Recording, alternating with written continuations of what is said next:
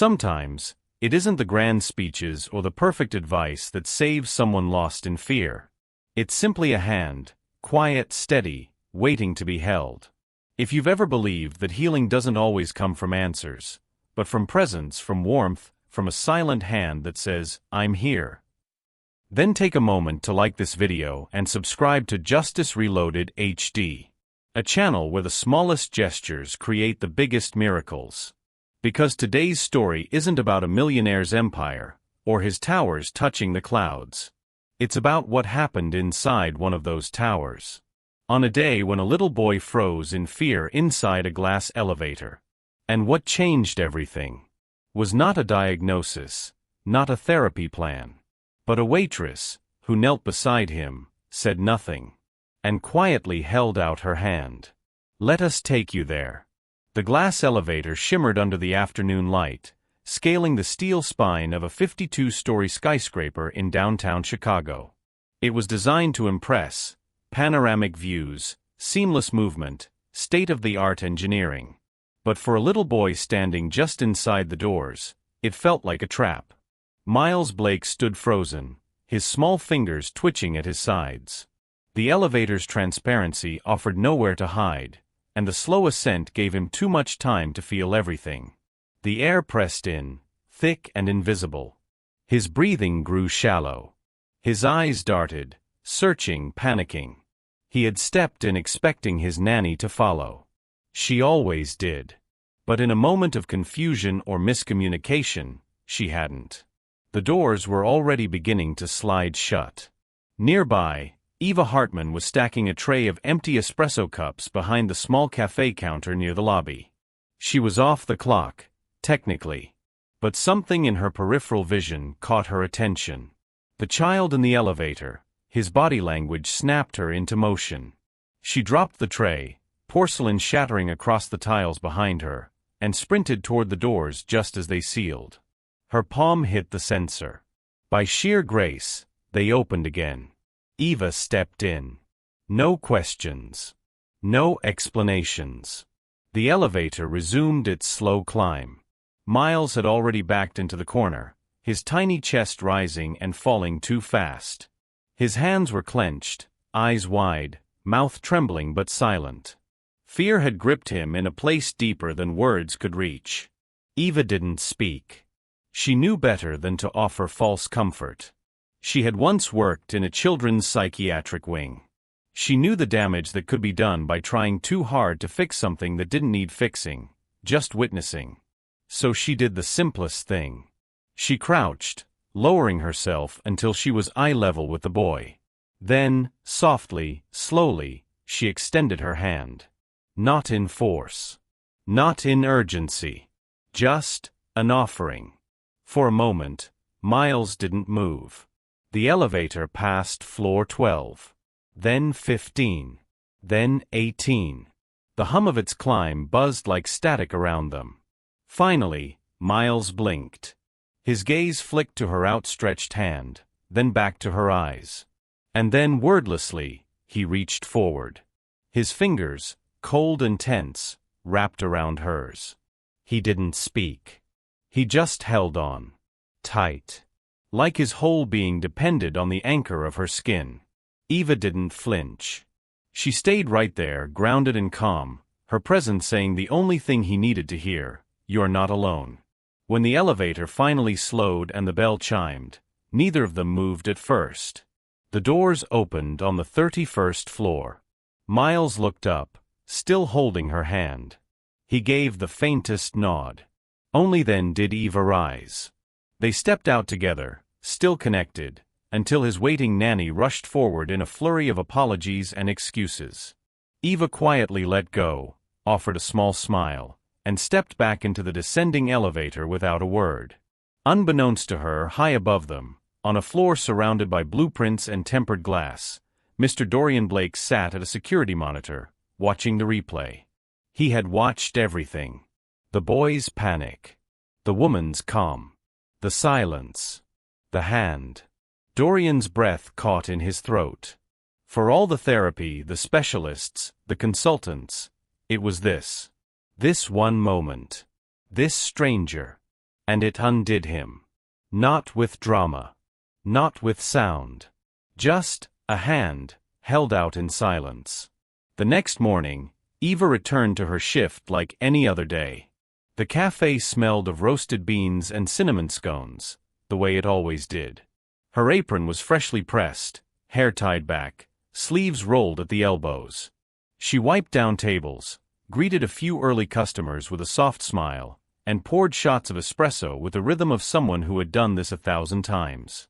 But somewhere inside, something felt different. Not dramatic. Just quieter. The elevator moment with the boy, she didn't expect to think about it again. It was just instinct, a small gesture. A hand, a silence, nothing more. The kind of thing that gets swallowed up in a city like this, where glass walls reflect and erase human moments faster than they can be lived. Then, around 9:20 a.m., her phone buzzed. A number she didn't recognize. She almost let it go to voicemail. But something, intuition maybe, made her swipe to answer. "Hello," she said, her voice soft, guarded. There was a pause on the other end. Not static. Just hesitation. Then a man spoke. Low, deliberate. "This is Dorian Blake." The name made her pause mid-step, tray still in hand. She knew the name, of course. Everyone in the building did. His company logo was etched into the glass outside the elevator. He owned half the skyline. "I believe you were with my son yesterday," he continued. "In the elevator." Eva's heart skipped. There was another pause, like he was sifting through 1,000 words and trying to pick the right two. "I just wanted to say, thank you," he said finally. "For what you did. Or didn't do." She didn't speak, waiting.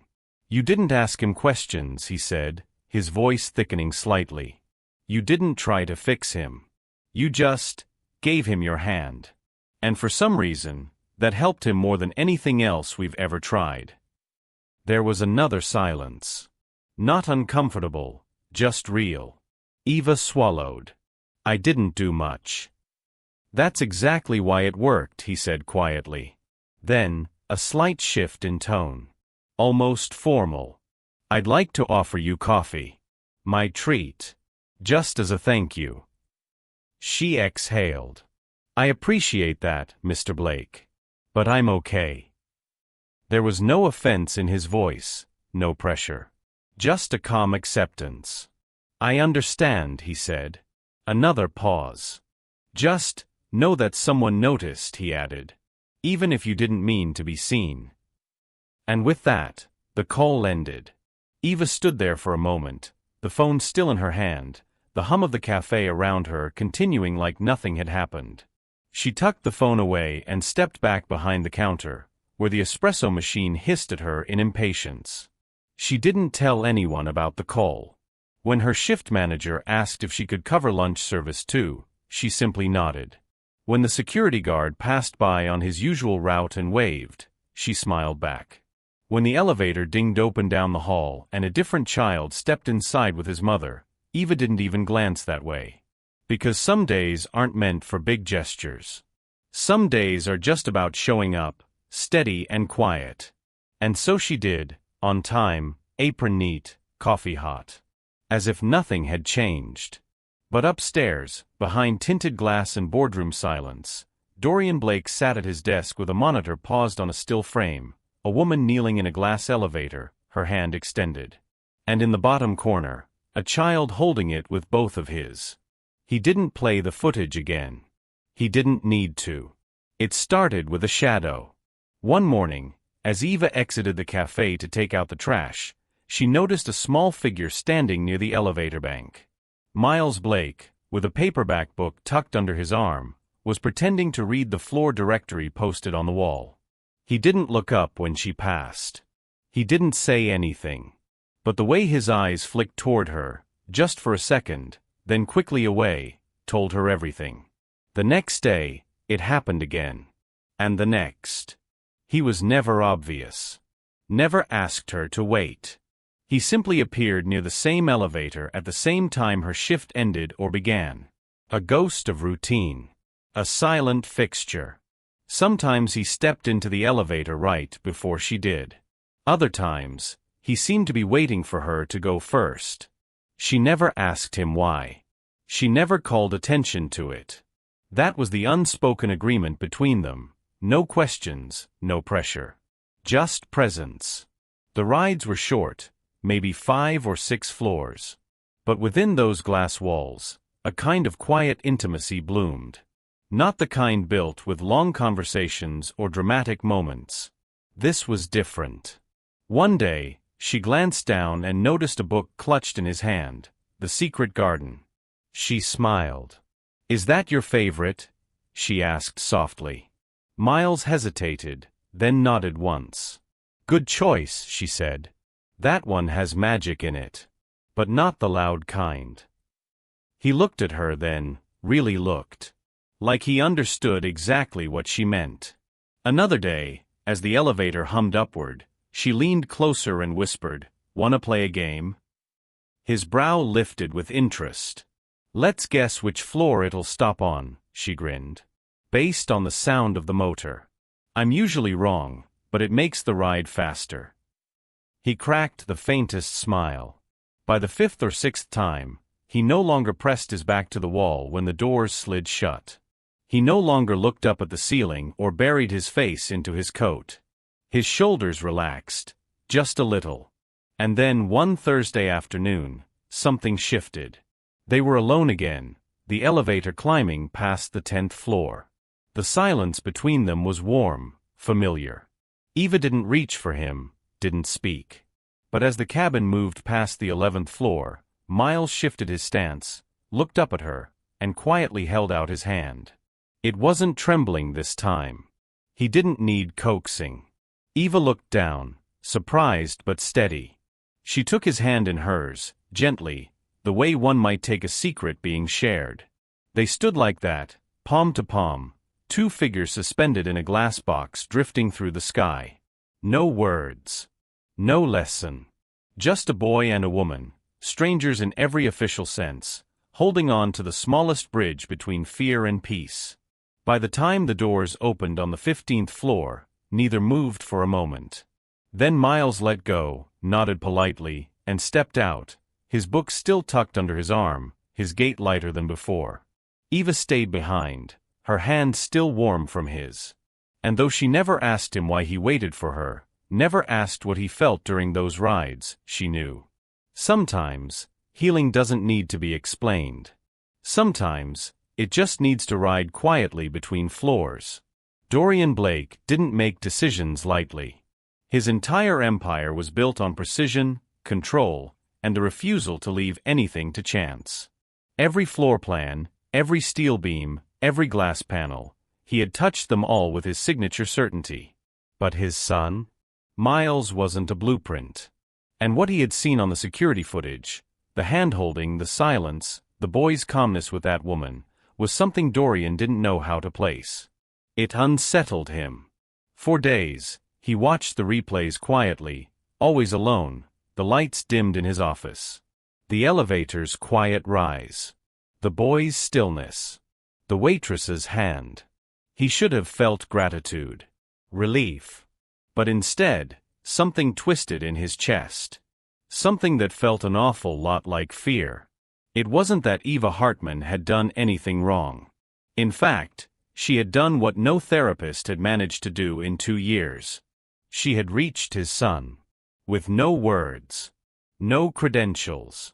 Just presence. And that terrified him. Because if a stranger could do that with a single gesture, what did that say about him? About the experts he had paid? About his role as a father? So Dorian did what he had always done when the unpredictable made him feel powerless. He tried to regain control. He called the building manager. "I'd like to ensure that my son is accompanied only by staff who are qualified to handle his condition," he said, tone clipped but calm. "That includes avoiding any unplanned encounters in the elevator. Especially with the woman from the cafe." The manager didn't argue. No one argued with Dorian Blake. It was implemented discreetly. Eva's shift schedule was quietly adjusted. Miles' nanny was instructed to always escort him and to take alternate elevators if necessary. The paths of the boy and the waitress, once quietly aligned, were now deliberately redirected. And for a few days, things seemed orderly again. Until Miles noticed. At first, he waited longer at the elevator banks, lingering near the glass panels like he used to. But Eva never appeared. Then, he tried switching times. Morning. Lunch. Even after school hours. Still nothing. He didn't ask his nanny. He didn't complain. But something in his face changed, like a light inside him had dimmed. One Thursday, during his usual therapy session on the 26th floor, he simply didn't show up. The therapist called. The nanny panicked. Security reviewed footage. They found him on the rooftop garden of the adjacent tower, curled on a bench beneath a steel trellis, knees to chest, the paperback of The Secret Garden clutched in his lap like armor. No tantrum. No outburst. Just quiet withdrawal. When asked why he'd left, he only shrugged. No one could get him to speak. Later that night, as Dorian sat at home staring at his untouched dinner, he realized he wasn't angry at Eva Hartman. Not really. He was angry at himself, for being the man who could build towers but had no idea how to reach the boy who bore his name. And the worst part? His son didn't run away in rebellion. He disappeared in silence. Just like the woman who had once knelt beside him in an elevator and offered something Dorian had never thought to offer. Not answers. Just a hand. The call came in just before noon. Eva had been restocking napkins behind the counter when the receptionist at the front desk motioned to her with urgency. Her first instinct was concern. A spill, a burn, a customer complaint. But the woman leaned over and whispered, "Elevator's stuck on 28. The building's locked it down. There's a boy inside. And a man." Eva's heart skipped. "Miles?" she asked. The receptionist nodded grimly. "And his father?" Eva didn't respond. She didn't need to. Her hands tightened on the napkin dispenser, then released. Upstairs, inside a steel and glass capsule suspended between floors, time had stopped. Dorian Blake stood stiffly near the control panel, his finger hovering uselessly over the call button, though the emergency signal had already been sent. Beside him in the far corner sat Miles, his knees drawn up, hands gripping the sides of the bench, face pale and damp with sweat. The boy's breaths were sharp, erratic. His chest rose and fell too fast. Too shallow. "It's okay," Dorian said awkwardly, his voice too loud in the confined space. "They'll have it moving again in just a few minutes." Miles didn't respond. He wasn't hearing the words. His eyes were wide and glassy, fixed somewhere far away. Somewhere behind memory. Dorian knelt, unsure, but instinct pushed him lower. He didn't know how to do this. He had never learned. His interactions with his son were structured, scheduled, protected by routines and professionals. And now here they were. Trapped together. With nothing. No therapists. No nannies. No escape. Just him. And a boy too scared to breathe. Dorian swallowed hard. He looked at his son, really looked, and saw not just a frightened child, but something painfully familiar. The same clenched jaw. The same stubborn silence. The same urge to pretend everything was under control when it clearly wasn't. For a long moment, he did nothing. Then slowly, without a plan or script, he sat down beside him. Not too close. Not crowding. He let the silence stretch. He felt its weight. And then he spoke, gently, quietly. "I'm not going to ask you anything," he said, his voice softer than Miles had ever heard it. "I'm not here to fix it. I'm just here." Miles didn't react, but his breathing slowed a fraction. Dorian took a breath. "If you want to hold my hand," he said, extending his arm slowly, palm up, "it's here." He didn't move after that. Didn't coax. Didn't explain. He just waited. The elevator lights flickered once. The metal walls seemed to breathe. And then, so quietly it was almost imperceptible, Miles moved. His small hand, shaking slightly, reached out and grasped his father's. Fingers curled into palm. Flesh into flesh. Miles didn't look at him. Didn't speak. But he didn't let go.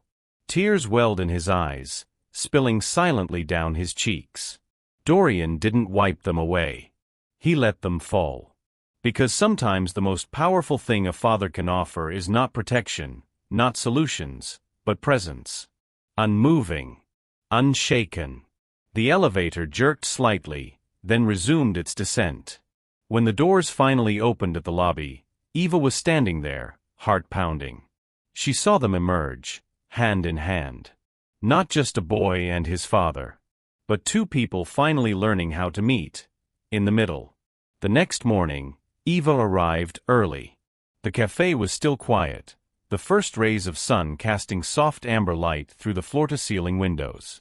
She moved through her routine without thinking, wiping counters, prepping the espresso machine, setting out fresh pastries from the delivery box. Her hands were busy, but her mind wandered. She hadn't seen Miles since the elevator incident. She hadn't expected to. Some moments came like lightning and disappeared before you could name them. So when she looked up and saw Dorian Blake standing at the counter, she froze. He didn't belong there. Not in his world of private elevators and boardroom suites. Not in the quiet hum of a cafe meant for passers-by and baristas.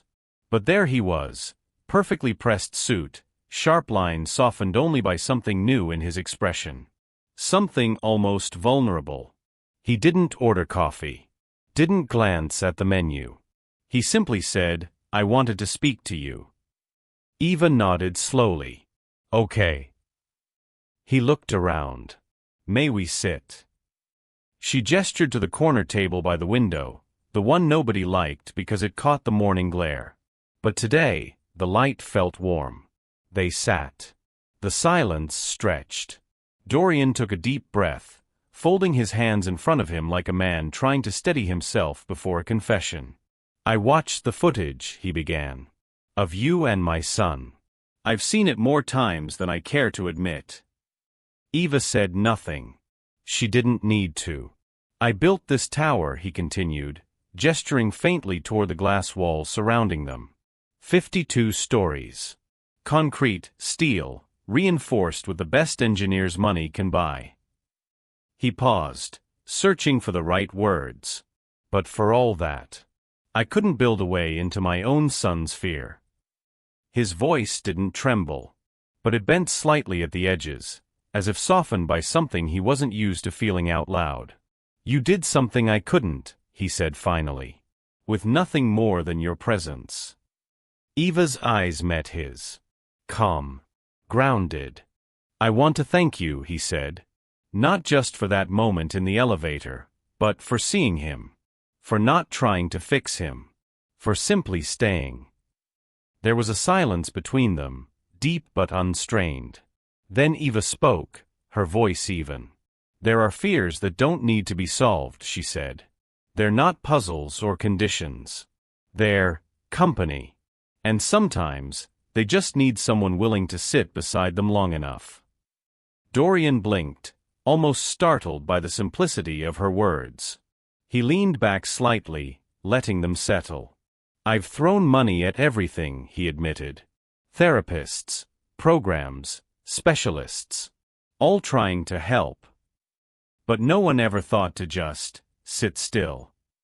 Eva didn't respond. She let him say what he needed to.